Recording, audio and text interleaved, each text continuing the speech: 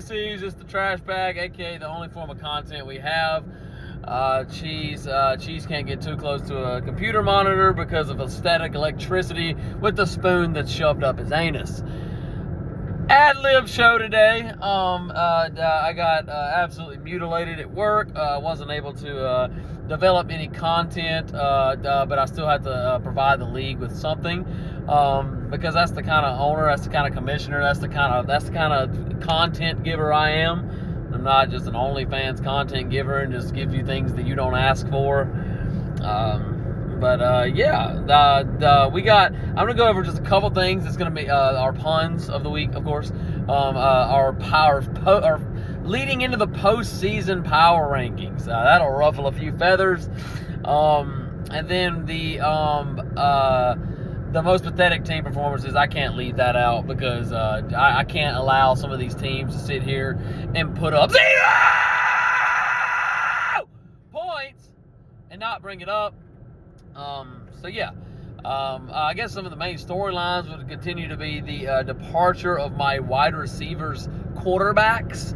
I'm literally killing all of them. Any legitimate wide receivers that I once had have been thus rendered useless. And that's where we are with that. We'll dive right in, and let's see where we are. We'll get through. We'll start with the most pathetic team performances. That's always a fun one. The Raiders and the Vikings.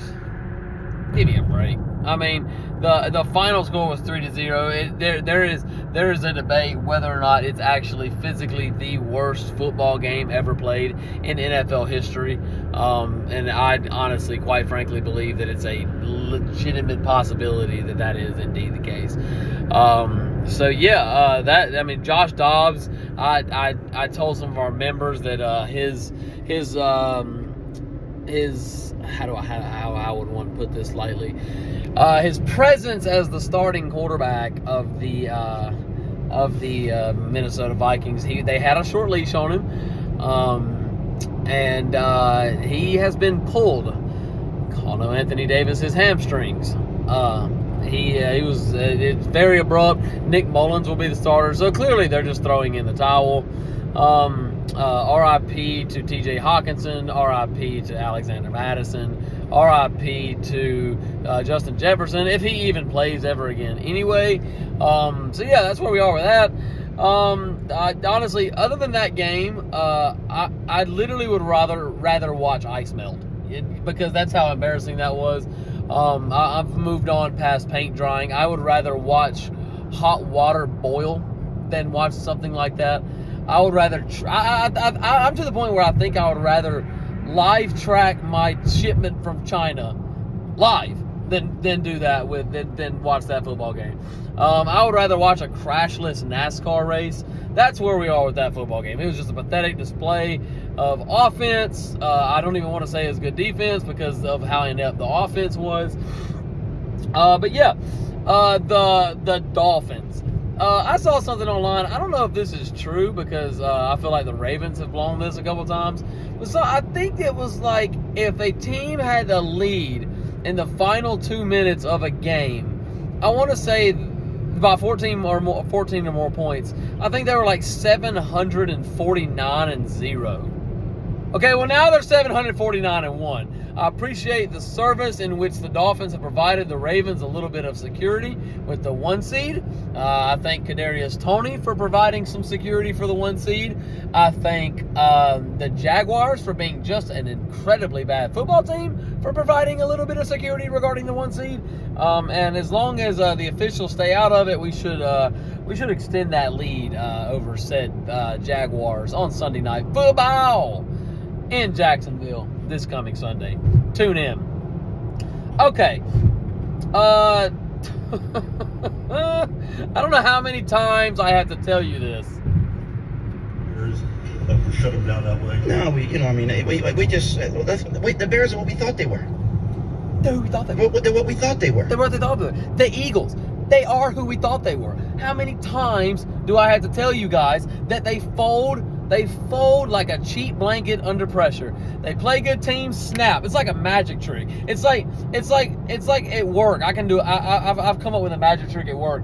It's when I have to go on the line and help out, my boss disappears. It's like you do work, you disappear. You have to play a good team, you disappear. They lay down better than a 3-year-old on Christmas Eve night in December. The Eagles are who we thought they were. They are who we thought they were. And quite frankly, as far as Dennis Green is concerned, the Bears are still who we thought they were, but they just have a way better quarterback. And Skeet, and my thing with Skeet is he's like the anti-Glazer for Justin Fields, but is the ultra Glazer for DJ Moore. Who's throwing him the ball? Look at his game logs. It's like an inept sandwich. You got good, 5 games, good, sandwich, boom. Then you have 5 bad games, garbage, boom. That's when our boy Justin Fields didn't play. And then stacked on top is another piece of bread. It tops off the legitimate sandwich. Not gonna sit here and allow you to glaze a wide receiver in which you won't acknowledge the decency in which the quarterback is throwing to him. I'm out, dude. Regarding Skeet, this is going to take humility. This is going to take fragility. This is going to take a lot of, this is going to have to flush pride down the toilet and might have to use the plunger for it.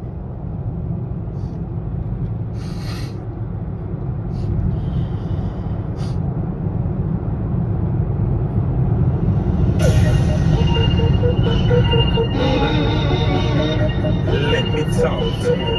Let me talk to you. Let me talk to you. Come on.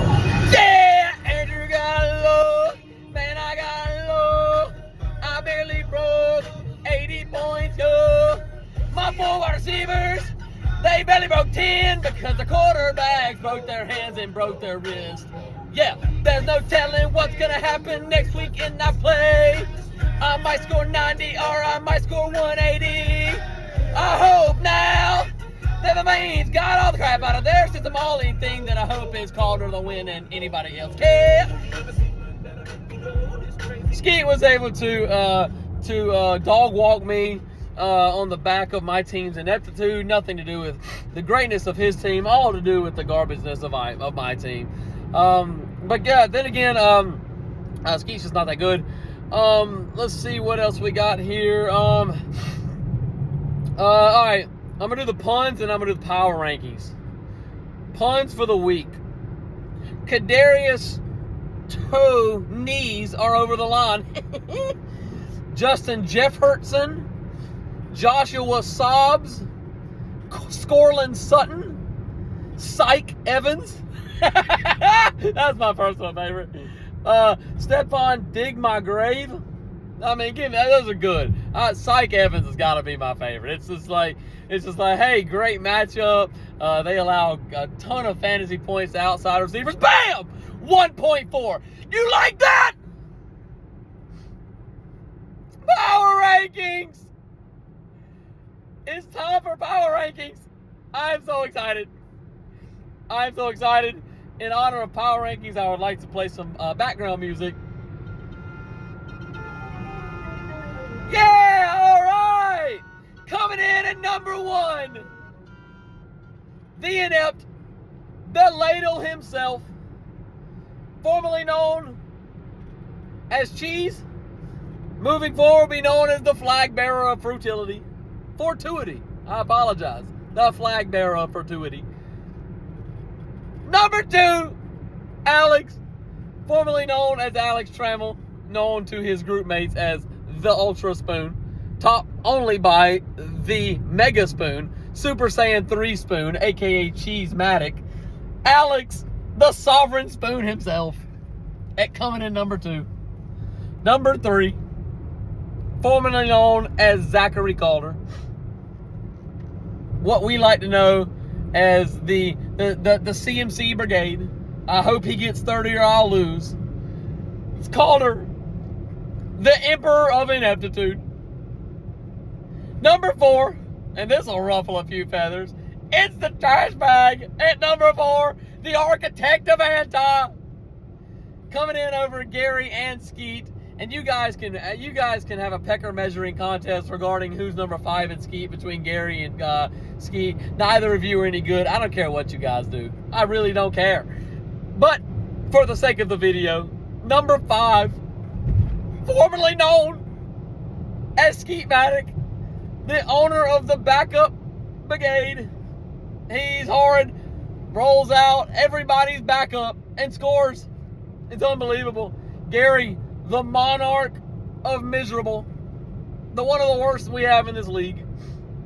Number 6. And this was tough. Or number 7, I apologize. Rounding out the constellation bracket. Number 7, Matthew Gar. The author of Abysmal. Number 8. This was tough as well. But I have to give Scoggins a little bit of love just based off the anti he's had this season. And Clay, I do appreciate every anti you've provided to us as well. But your loss streak is worthy of 9. But coming in at number 8, formerly known as Zachary Scoggins, the pioneer of pain. Zachary Scoggins, number 8. P Nasty. Coming in at number 9, Clay, formerly known as Clay Holbrook, the ACL assassin. And finally, rounding out the constellation bracket, number 10, Evan, the fierce finesser. He got everything he needed to become a successful team and has actually scored quite a lot since the Tyreek Hill trade. And I am 1-3, and he is 2-2 since that trade. So yet again, just another remarkable finessing on the part of Evan, in which the league thought just because I made the trade, I made the finesse. That's not always the case. Just high level. It's high level lazy research by our league members. But yeah. We're going to dive real quick into the matchups this week. Oh, my stomach's bubbling. Okay, this is it. The constellation bracket, we got Clay and Matt. And I've got something for the constellation winner. And I've got Evan, a.k.a. Easier Than Jenny McCarthy, and Scoggins. Really trying to battle out and not be last place. You don't want to lose that first constellation bracket game.